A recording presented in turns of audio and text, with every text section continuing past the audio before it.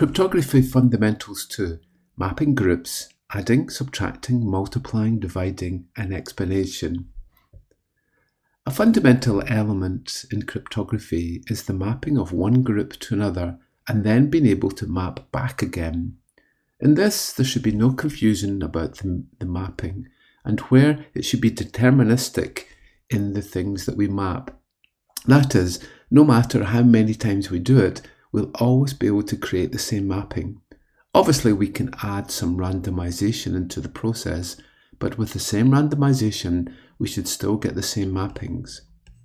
In a previous podcast, I showed how a group of A equals 1, 2, 3, 4 will map onto B 2, 4, 3, 1 using a mapping of B equals G to the power of A mod P, and where G is a generator value. We can see that every element in A has a one-to-one mapping from A to B. We then aim to have a mapping back from B to A and recover the original value. And so encryption, the mapping of A to B, can become a mathematical operation. And then with the decryption, the mapping of B to A is basically just the reverse of an encryption process. And so, can you remember those puzzles as a child? Think of a number, now add 10, and double it. Take away 7, add 5, half it, and the answer is 9. When you were a child, you used to wonder at this, but of course, it's a little trick, and where we get an equation where we can work out exactly that the value back is 9. I've outlined it in the related podcast text if you want to see how that actually works. For this, we are basically just reversing back the method we quote in the trick. And so, for encryption, we could multiply by 9, add 14, and get our cipher value. To decrypt, we would then reverse the operations so that we could subtract by 14 and then divide by 9. But in cryptography, we have a finite field in our group, and thus we use the mod P operation to constrain our integers. With this, we use a P value, which is a prime number. Luckily, all our arithmetic operations still work if we use the modulo of a prime number. First, let's start with adding and subtracting. So if we start with x equals 8 and y equals 12 and use a prime number of 11. If we do x plus y mod p, it is the same as x mod p add y mod p. And so 8 mod 11 plus 5 mod 11 is equal to 13 mod 11, which is equal to 2. And if we try 8 plus 5 mod 11, that equals 13 mod 11, and we get 2. And so we can then subtract y from the value. 2 minus 5 mod 11 is equal to minus 3 mod 11, which will give us, if we count back, a value of 8. And so we end back at the value of x. Thus, if we had an operation to add to the values in a group, we can then reverse them using the subtraction. This also goes for multiply and divide. In the example I've shown, we take values in A and then map them into B by adding 3 and then mod 5, and then to reverse back we subtract the values in B with 3 mod 5, and we should end up with the original value back. So 0 plus 3 mod 5 equals 3, 1 add 3 mod 5 equals 4, and so on, and we wrap round in our ring. Okay, so hopefully we've shown how we can use the addition modulo and the subtraction modulo and how they can work together. Now let's try to multiply and divide. For this, we can multiply our values by, say, the value of 3 and then take modulo 5. In this case, for 1, 2, 3, 4, 1 times 3, mod 5 is 3, 2 times 3, mod 5 is 1, 3 times 3, mod 5, that's 9, mod 5 is 4, 4 times 3 is 12, mod 5 is 2. In this case, we ignore the 0, which can be a little bit difficult in cryptography for the set in A, as we will always get the same result, just like 0 times anything will always give us 0. Thus, we map 1, 2, 3, 4 onto 3, 1, 4, 2. Now, we need to divide by 3 modulo 5.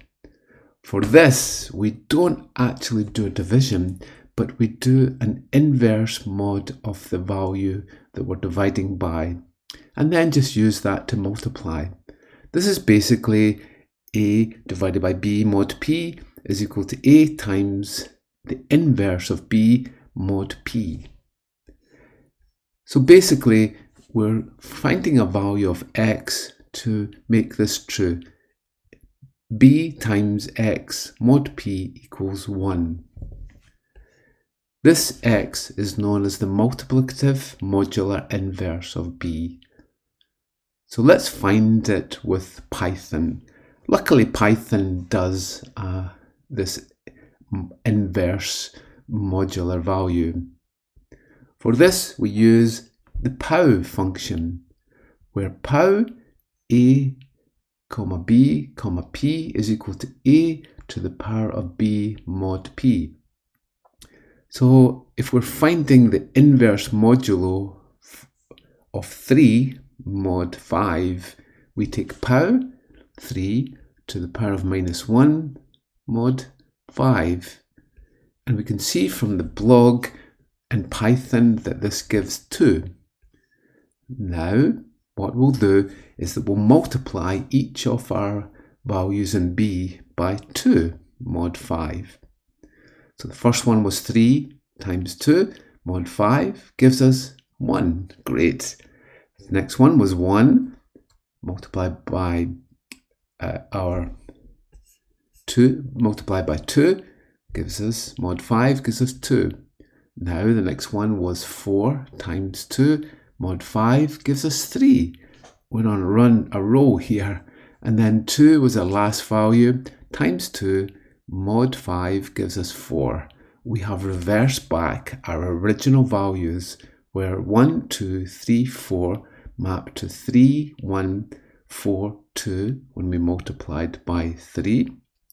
And then we got the inverse of 3, which was 2 for mod 5. And we recovered our values back to 1, 2, 3, 4. Thus, the inverse mod is the reverse of the modulo multiplication. Now let's look at explanation. And so we have seen that adding, subtracting, multiplying and dividing work with our modulo operations. Let's try explanation.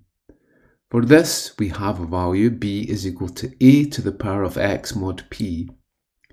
If we try a value of x equals 3 and p equals 5, again, as we've used, we'll get 1 to the power of 3 gives us 5, to mod 1 to the power of 3 mod 5 gives us 1, 2 to the power of 3 mod 5 gives us 3, 3 to the power of 3 mod 5 gives us 2, and 4 to the power of 3 gives us 5.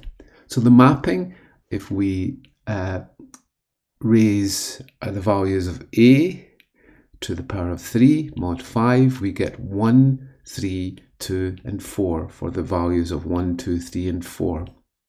Thus 1, 2, 3, 4 maps to 1, 3, 2, 1, 3, 2, 4. But what about the reverse?